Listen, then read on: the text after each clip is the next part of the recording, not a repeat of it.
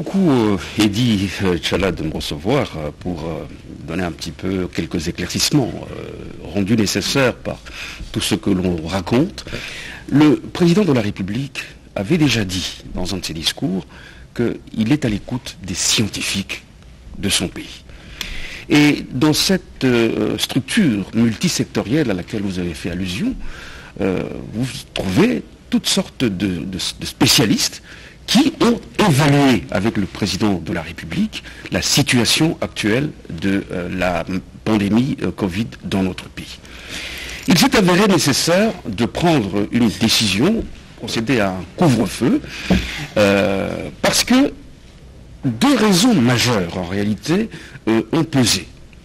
La première, c'est que, ça ne vous a certainement pas échappé, il y a une sorte de relâchement dans l'application des mesures barrières, des mesures de prévention, puisque pour l'instant la cure maladie est assez aléatoire, même si elle fonctionne, il y a des cas de guérison que l'on constate régulièrement. Mais on a constaté effectivement qu'il y a un grand relâchement au sein de la population, et cela les exposait à cette deuxième vague qui est encore plus meurtrière et plus virulente que la première. Alors, pourquoi 21 heures? En gros, il faut se dire que à partir de cette heure-là, il y a des activités nocturnes qui, malheureusement, favorisent plutôt la transmission de cette maladie. Les boîtes, on ouvre les lieux de rassemblement, pour ceux qui aiment bien vivre la nuit, bon, sont devenus précisément des points dangereux. Ensuite, à côté du relâchement, il fallait également remettre en conscience le Congolais le fait que cette maladie est vraie. Parce qu'il y en a qui croient encore que c'est de la fiction. Donc, cette mesure a été prise sur le plan sanitaire pour essayer de protéger le plus de gens possible de cette deuxième vague qui est véritablement très très active dans notre pays. La deuxième raison, c'est une raison sécuritaire. Il y a beaucoup d'alertes sur des menaces concernant la sécurité nationale. Vous avez vous-même appris qu'on appréhende des personnes prétendument folles, voilà, qui sont mentalement dérangées, mais quand vous trouvez ces personnes-là avec des armes à feu, vous trouvez ces personnes-là avec quantité de devises étrangères, vous les trouvez avec des appareils de transmission. Il y a lieu de se poser des questions. Donc cette question du couvre-feu a été sous-pesée et a tout bien pensé le président de la République, avec ce comité multisectoriel, a pris la décision de prononcer cette mesure du couvre-feu pour essayer, encore une fois, essayer de protéger la population. Parce que si quelqu'un veut se suicider, si quelqu'un veut dire, moi, de toute façon, Covid ou pas, il est libre. Mais l'État est quand même là pour dire aux citoyens, vous n'avez pas le droit de vous suicider. Voilà, exactement. C'est ça, justement. Mais, et là, justement, je crois qu'il y a, on dirait, un petit déficit de communication. Parce que la population se mobilise pour appréhender ces personnes avec un comportement assez bizarre. C'est la population qui l'appréhende. On dirait que la population elle-même se prend en charge sur cette question sécuritaire. Mais dans la question de la communication, c'est qu'on a mis en avant la question du Covid, éludant ainsi la question sécuritaire, ce qui fait que la population a tout de suite pensé que ce n'était pas quand même une mesure efficace pour 21 heures tout arrêter à cause du coronavirus. Et dans ce que vous venez de dire, il y a une approche sécuritaire qui est prise en compte, et je crois que c'est celle-là qui n'aurait pas occasionné en tout cas de contestation, parce qu'il y en a certainement. Bon, écoutez, la contestation, on peut difficilement l'éviter. Le couvre-feu, c'est vrai qu'il ne prive pas le citoyen totalement de sa liberté, de ses droits, mais en réalité, il érode plus ou moins ses droits. Hein. C'est une mesure qui certainement fait mal, surtout quand on voit les distances que les concitoyens doivent parcourir pour entrer chez eux, avec la raréfaction des moyens de transport. C'est une mesure difficile, c'est vrai.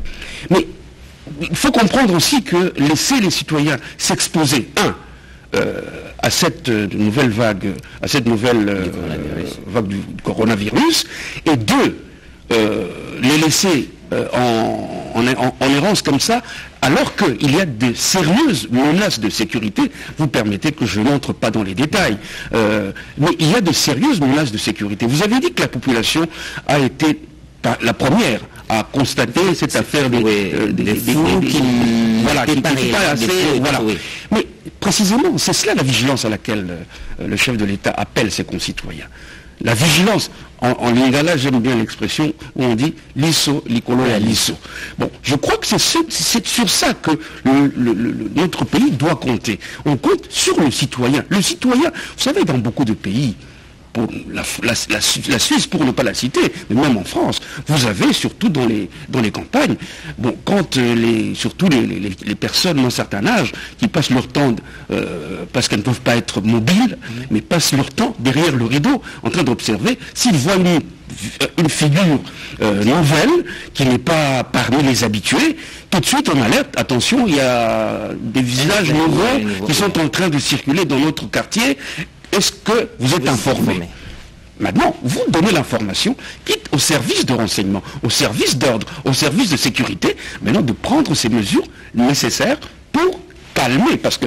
On a même dit que le président de la République a tout simplement suivi la France, parce que la France avait décrété un couvre-feu. Donc, tous ses amis du président qui sont venus de l'Europe calquent ce qui s'est fait en Europe et veulent l'implémenter en RDC. Eux, ils vivent à la Gombe, ils ne vivent pas à la Tchangou, sans que cet élément ne soit intégré, cet élément sécuritaire.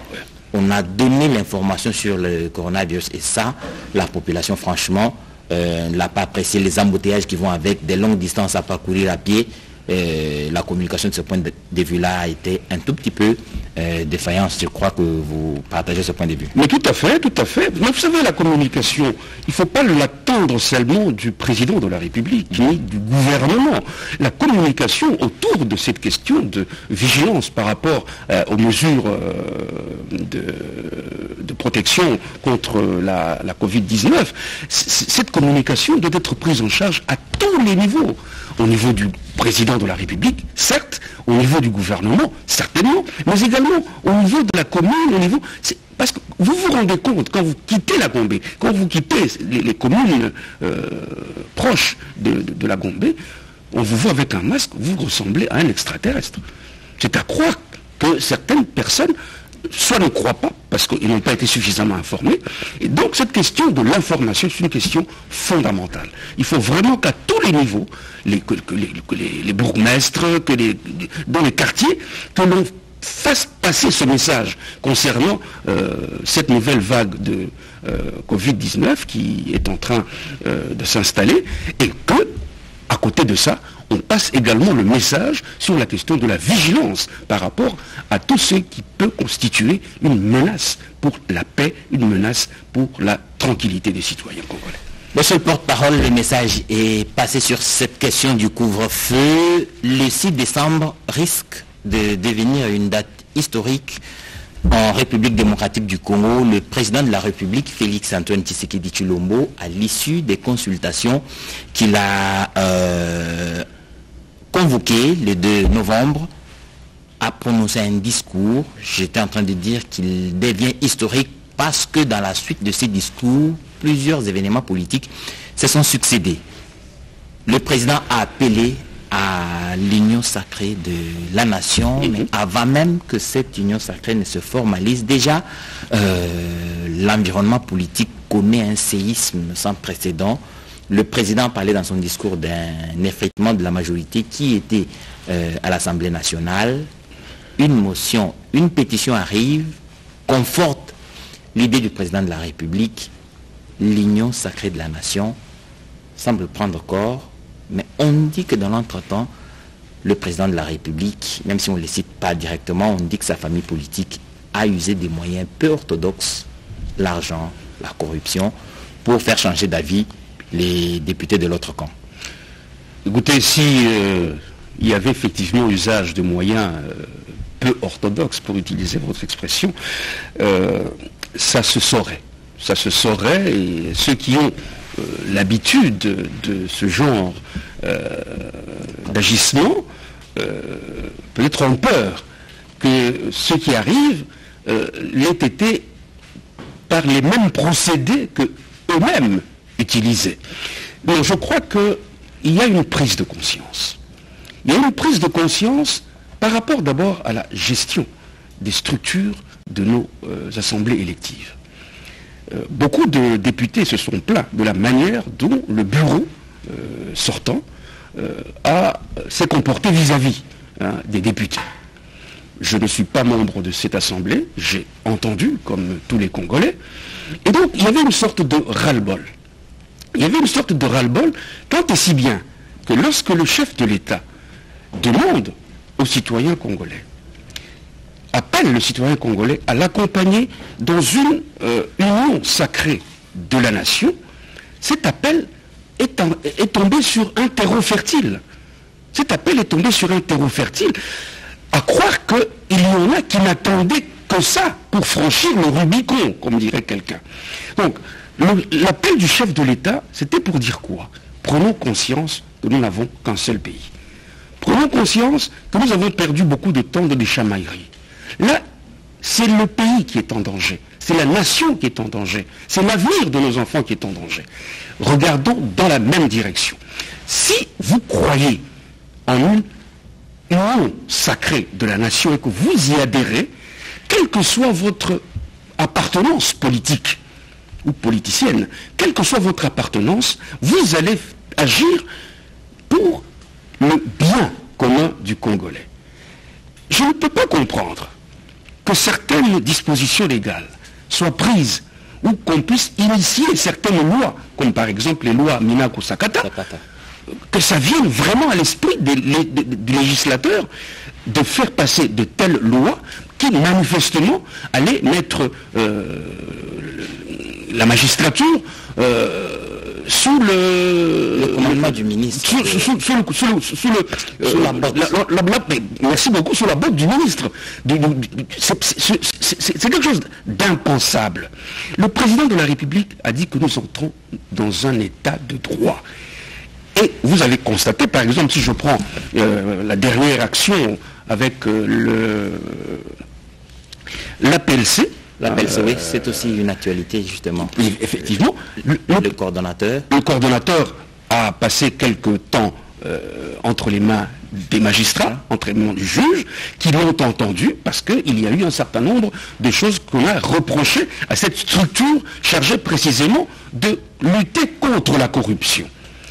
Mais le président de la République a laissé la justice agir, comme ça a été le cas avec son ancien directeur de cabinet. Le chef de l'État a promis qu'il va laisser la justice faire son travail. Et si nous allons dans un état de droit, il faut que celui qui est élu agisse en toute liberté et en toute conscience. On ne peut pas venir pour travailler sur une matière législative pour appliquer des consignes reçues en dehors du Parlement. Mais le député a sa conscience. Et donc le président dit, si vous adhérez à l'idée de l'union sacrée de la nation, c'est un état d'esprit d'abord. Si vous adhérez à cette idée-là, quelle que soit l'instruction que vous aurez reçue, en fait, vous êtes élu par des Congolais qui vous ont donné un mandat. Vous agissez en leur nom, pas au nom d'une autorité quelconque. Donc vous êtes là, votre mandat, vous l'exercez en toute indépendance et en toute liberté. Et donc là, le législateur, c'est-à-dire le député, le sénateur, va agir en toute conscience, parce qu'il est devant ceux qui l'ont élu, il est devant sa conscience, et il sait que ça c'est bon pour ceux qui l'ont élu, ça ce n'est pas bon pour ceux qui l'ont élu. Voilà ce que le président de la République entend par union sacrée de la nation. Pour la nation, nous faisons cause commune, quelles que soient vos convictions intérieures, quelles que soient vos appartenances partisanes, provinciales, régionales, tribales, etc. Pour la nation, nous faisons cause commune. Ça, c'est ce que le président pense justement. Mais dans l'esprit du politique congolais, généralement, on sait que quand il y a pareil appel du chef de l'État, c'est l'occasion d'aller se trouver un poste. Et je crois que nombreux qui traversent aujourd'hui, comme on raconte, ils ont traversé, viennent justement pour avoir une place à la table. Est-ce que le président de la République se trouve en position d'avoir assez de places à la table pour ne pas créer des aigris dont on dit que de l'autre côté, ils ont constaté qu'il n'y a pas assez de place pour eux et qu'ils pensent que chez le président Félix Antoine Tshisekedi, il va y avoir beaucoup de place. Félix Tshisekedi sera-t-il à mesure de satisfaire tous ses égos? Écoutez, je vais vous répondre par... je vais emprunter une image que j'ai entendue à l'époque de la conférence nationale souveraine. Je ne sais pas si vous en avez entendu parler, ou à l'époque vous étiez encore tellement dans vos syllabus que vous ne faisiez pas très attention à ce qui se passait autour de vous. Est-ce que vous avez déjà entendu parler de ce qu'on appelle le bal des chauves? Oui, j'ai entendu. Et c'était une expression que feu Étienne Tshisekedi Wamulumba, d'heureuse mémoire, utilisait souvent. Parce qu'on lui disait, oui, mais vous laissez entrer. Il a dit, vous savez, il y avait un jour un bal qui était organisé et qui était très couru. Mais la condition pour entrer dans ce bal, il fallait être chauve. Mais comme c'était véritablement un bal très attrayant, tout le monde voulait y entrer, ben, ceux qui n'étaient pas chauves se sont fait chauves. C'est-à-dire, ils se sont fait raser le crâne. Mais il dit, ok. Et le bal a duré plusieurs jours. Mais au bout du compte, les véritables chauves sont restés chauves. Et ceux qui avaient rasé leur crâne ont vu les cheveux repousser. Laissez les gens traverser la rivière. Il n'y a pas à craindre. De toute manière, le chef de l'État fait confiance aux personnes qui l'approchent. Lorsque vous avez convaincu le chef de l'État que vous avez à lui apporter quelque chose pour la construction de ce pays, il vous fait confiance. Mais attention, ce n'est pas une confiance aveugle. C'est pas une confiance aveugle à en croire lui-même. Il dit quand il rencontre les gens, il fait un effort pour les comprendre tout de suite et puis se déterminer. La rupture FCC-CACH est donc évidente. Le bureau de l'Assemblée nationale est tombé. Ça veut dire que l'union sacrée de la nation appelée par le président de la République a pris corps. La prochaine étape, ce sera les élections au bureau, mais nous n'en sommes pas encore là. Il devrait y avoir des conséquences.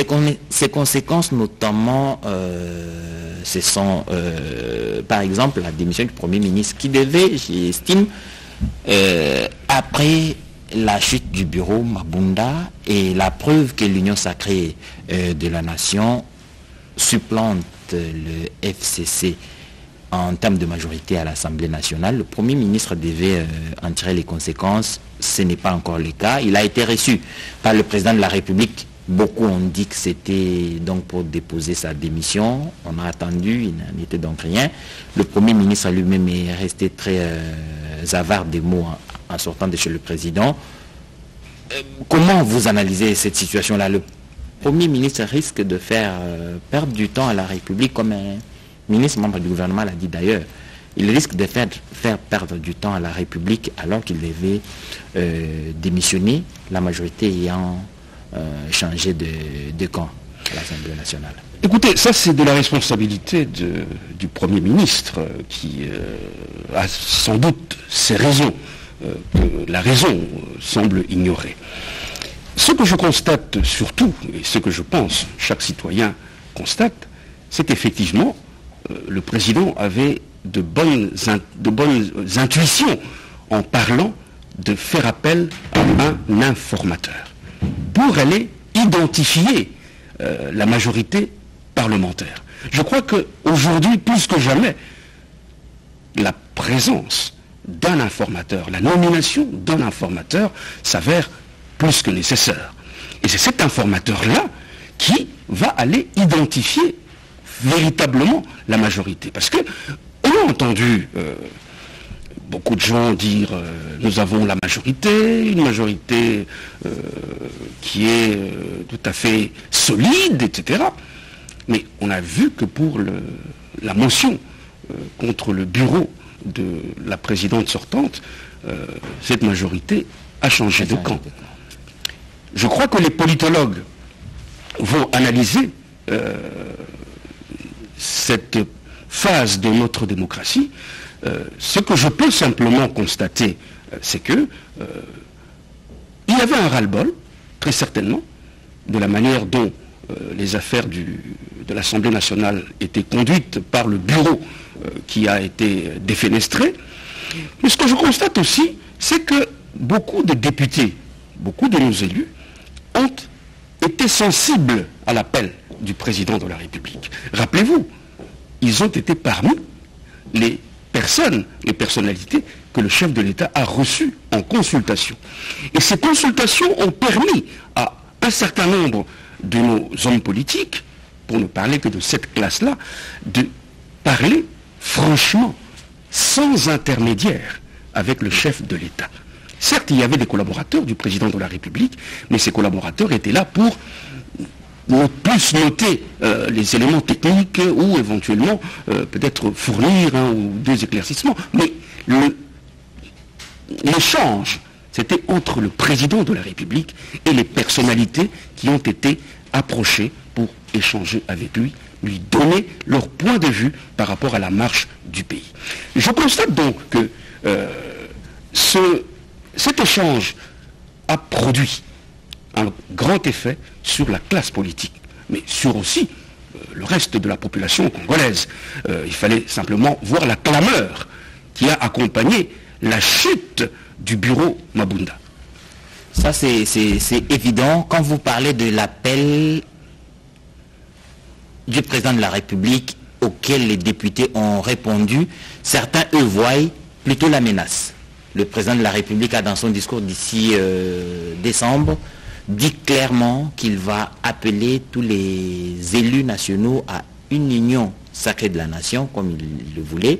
Et si jamais cela n'aboutissait pas par un gouvernement qui allait être rejeté, quelque chose du genre, il n'hésiterait pas à user de ses prérogatives constitutionnelles en décidant la dissolution pure et simple de l'Assemblée nationale. N'est-ce pas cette peur qui aurait agi plutôt une prise de conscience des députés?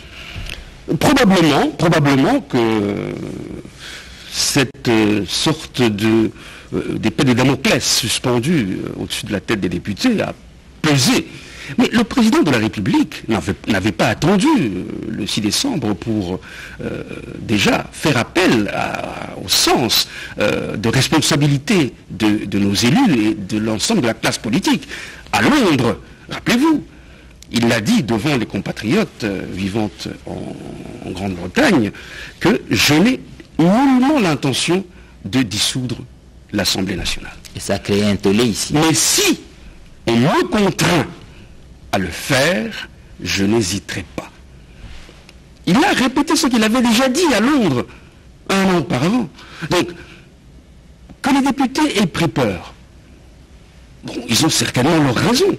Mais si vous êtes un député élu réellement et vous formez une réelle majorité, attends, pourquoi avoir peur? Vous avez peur des électeurs? Non, il y a les moyens qui vont avec, tout ça, les moyens qu'ils n'ont pas pour l'instant. Ils sont en train de se préparer pendant le quinquennat pour aller affronter les électeurs avec un peu plus de moyens que maintenant. Ils seront prêts au dépourvu.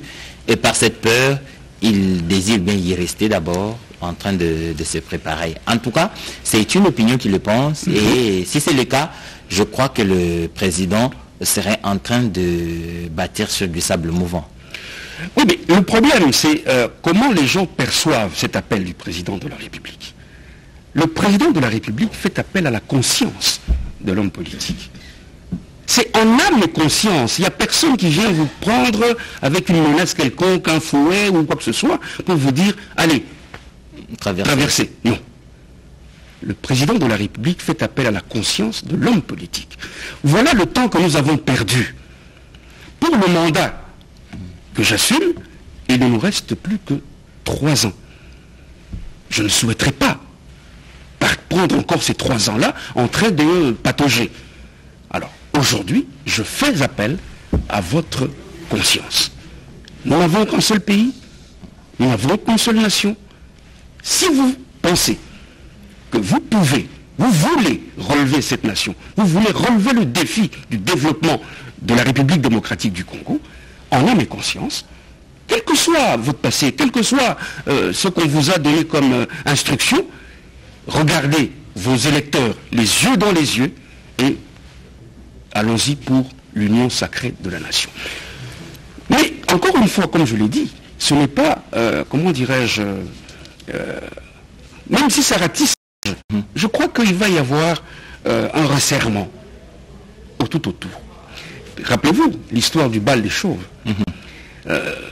Comme on dit qu'il y a Bibouara, si vous avez l'habitude de plonger sur la première opportunité qui se présente pour vos intérêts, mais je pense que déjà la population elle-même le sait, et que le chef de l'État, croyez-moi, qui est un très grand observateur, connaît plus ou moins les hommes, le personnel politique. Il le connaît, mais on dit aussi que le président de la République a quand même une grande capacité de séduction. Quand il parle à ses interlocuteurs, il a une certaine, je ne sais pas comment les dire, mais une certaine facilité à manipuler les opinions et en fait convaincre les gens par sa verve oratoire. Je préfère plutôt la deuxième expression, convaincre les gens.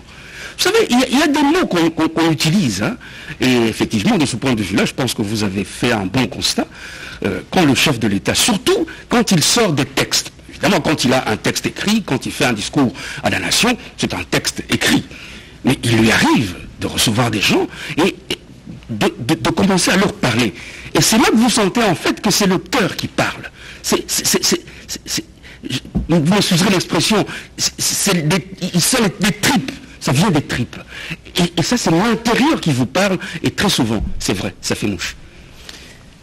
Très souvent, ça fait mouche. C'est l'avenir maintenant qui va être très déterminant. Je voudrais quand même revenir sur un fait. Le président de la République, en ce moment-là, alors qu'il y avait élection à l'Assemblée nationale, c'était un jeudi, le président avait un voyage prévu pour l'Afrique du Sud. Oui.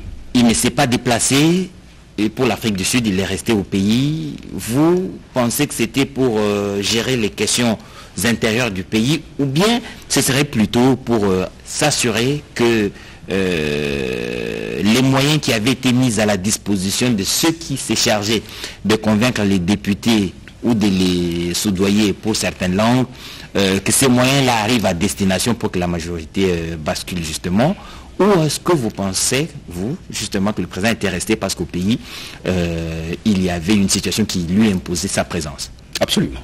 Absolument, la situation dans le pays, déjà, ce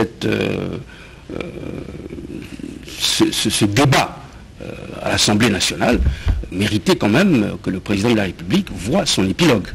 C'était important. Mais en même temps, il y a tout ce dont nous avons parlé ici, la question sécuritaire. N'oubliez pas qu'entre-temps, c'était véritablement le moment où on commençait à voir ces fameux détraqués qui circulaient un petit peu partout. Il y avait un certain nombre de déplacements de certaines personnalités. En fait, il y avait beaucoup de problèmes à gérer et le chef de l'État a appelé son homologue sud-africain pour lui demander de retarder le rendez-vous qui était déjà pris de longue date, parce qu'il était question d'aller échanger autour de la future présidence congolaise de l'Union africaine. Donc c'était important que le président fasse le déplacement, mais le moment n'était peut-être pas très opportun. C'est pour cela que le chef de l'État a attendu, je crois, un peu moins d'une semaine après, pour se déplacer et aller rencontrer le président Cyril Ramaphosa afin de préparer la passation du pouvoir qui est prévue au mois de février. Et vous pensez justement que pour cette prise de pouvoir du président de la République à la tête de l'Union africaine, la République se prépare comme il se devait. Le président de la République s'est mis dans les conditions pour être à même de répondre aux multiples défis qui se posent encore à l'Afrique. Le chef de l'État, c'est quelqu'un de méthodique. Je crois que si vous observez bien, vous parviendrez à cette conclusion. Il ne vous est pas inconnu que le chef de l'État a procédé à la nomination d'un panel. Un panel qui est piloté par le professeur Toumba Luaba, qui lui-même connaît bien la situation dans notre région, puisqu'il a travaillé longtemps dans les Grands Lacs. Ce panel est chargé d'aider le président de la République à préparer cette prise de fonction du chef de l'État comme président de l'Union africaine. Et c'était important, effectivement, de se préparer, parce que les défis de la République démocratique du Congo, si vous les prenez maintenant dans la dimension africaine, c'est autant de défis qu'il y a de pays, sans compter l'organisation elle-même dans son fonctionnement, qui vont être pris en compte pratiquement chaque jour par le bureau de l'Union africaine. Donc je crois qu'effectivement le président de la République a pris à cœur ces nouvelles responsabilités qui vont tomber sur ses épaules, et il prend le temps, il prend les moyens nécessaires de pouvoir assurer correctement, efficacement, cette présidence de l'Union africaine. C'est vrai que c'est une charge qui est assez lourde. Un ancien président de notre pays a déjà eu à assumer cette charge-là. C'était à l'époque du président Mobutu Sese Seko. Ce sont des charges assez lourdes. Vous avez déjà le pays à gérer, mais quand l'Afrique vous appelle, vous devez également répondre à ces charges-là. C'est réconcilier des pays qui ne se parlent plus, qui se font la guerre, c'est écouter les personnes qui viennent se battre parce qu'ils n'ont plus accès à des sources d'eau potable, etc. C'est beaucoup de questions. Il n'y a pas que les questions militaires, il y a des questions de développement aussi. Cyril Ramaphosa et le président Félix-Antoine Tshisekedi ont eu échangé, et vont encore certainement échanger, pour voir comment faire en sorte que l'Afrique réponde au rendez-vous du développement. Mais il faut aussi dire que le président de la République, Félix-Antoine Tshisekedi, qui sera président de l'Union africaine l'année prochaine, pourrait profiter de son mandat pour faire évoluer les projets de développement, les grands projets de développement qui existent en Afrique. Et dans ce projet de développement, il y a aussi INGA. INGA est un des grands projets de développement africain, et lui-même venant du pays d'INGA, je crois qu'il peut mettre à profit ce moment à la tête de l'Union africaine pour en fait donner un coup de pouce important à ce projet INGA, n'est-ce pas? Très certainement que les Africains voient d'un très bon œil la présence, l'arrivée du président Félix-Antoine Tshisekedi à la tête de l'Union africaine, ne fût-ce que par rapport au projet du grand INGA, dont on parle beaucoup, mais qui est en fait en chantier, il va falloir trouver, peut-être en parlant depuis le siège, depuis le fauteuil de président de l'Union africaine, il pourra mieux porter ce grand projet qui sera hautement bénéfique pour l'Afrique, et c'est pas d'aujourd'hui qu'on le dit. Je crois que le grand scientifique sénégalais Cheikh Anta Diop avait déjà prévu l'importance que prendrait le grand INGA dans le développement de l'Afrique. Disons quand même que Félix Tshisekedi a un sacré destin. Il arrive en 2019, président de la République démocratique du Congo, sa première participation à l'Union africaine. Déjà, il a une responsabilité au niveau africain, je crois, deuxième vice-président. Et puis l'année d'après, il est deuxième vice-président, et la troisième année, il sera président de l'Union africaine.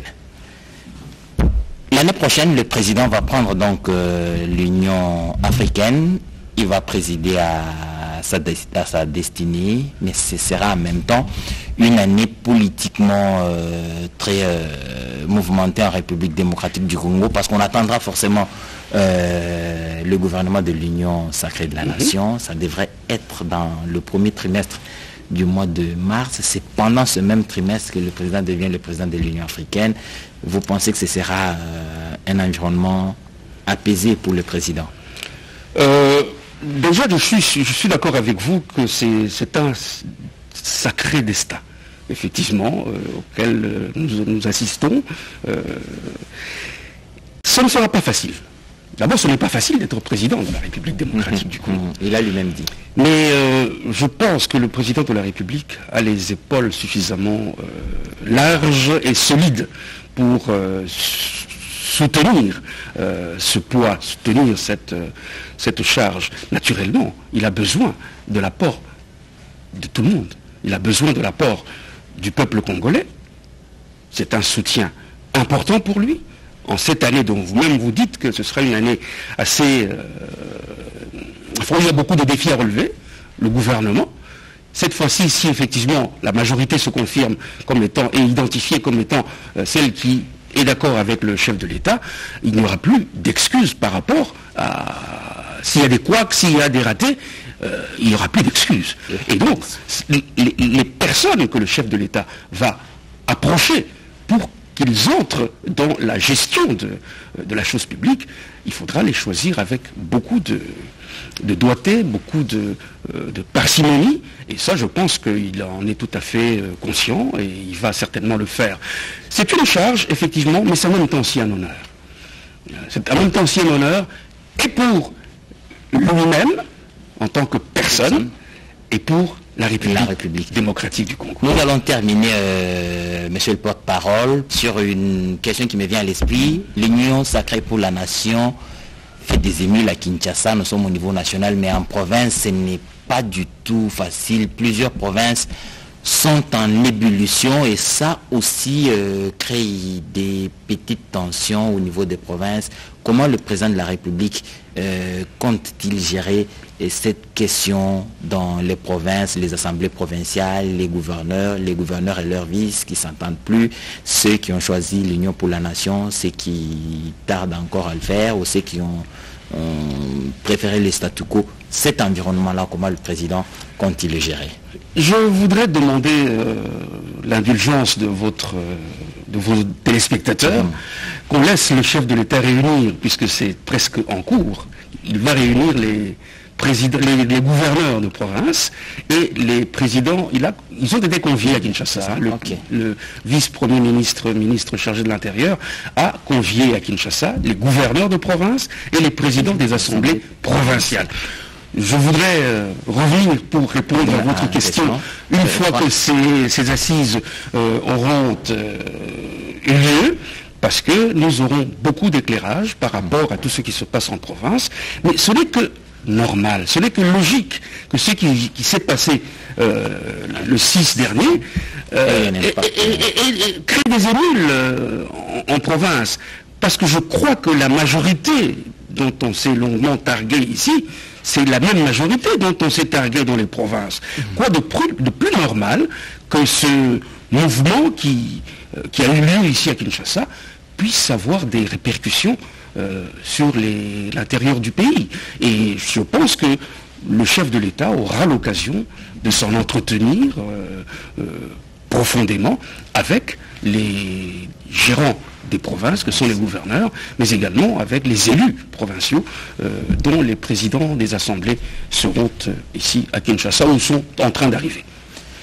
Tarsis Kasongobema Yamba, porte-parole du président de la République, c'était un plaisir pour nos téléspectateurs qui ont reçu ce soir plus d'informations, plus d'éclaircissements sur des sujets d'actualité. On a parlé de ce couvre-feu, les informations sont parvenues justement à tous ces téléspectateurs. Il y a une question de santé, certes, mais aussi une question sécuritaire qui ont milité dans la décision du président de la République. On a parlé de l'Union sacrée de la nation qui est en train de se formaliser et tout ce qui va avec. Le président de la République sera le président de l'Union africaine, ce sera l'année prochaine. Tout ceci, nous l'avons suivi d'une bouche autorisée, la bouche sûre, et qui n'hésitera pas chaque fois que l'actualité l'obligera de revenir sur ce plateau spécial et nous donner, vous et nous, les informations dont on a besoin. Et d'Inch'Allah, ça je peux vous promettre. Merci beaucoup. Avec plaisir.